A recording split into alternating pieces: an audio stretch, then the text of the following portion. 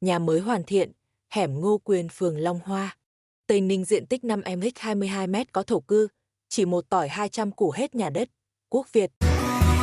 Tạm biệt nhé, người anh yêu anh chúc em vui bên người, vàng bạc cao sang lấp lánh mang nụ cười. Để tìm người ngỡ ngàng, anh theo ai tình đã lỡ nàng, vượt thế kỷ ban đầu tôi yêu thương xưa đành quên.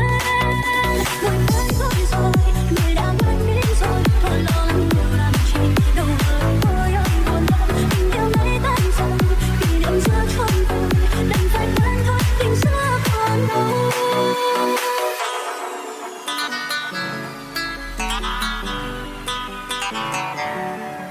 Thank you.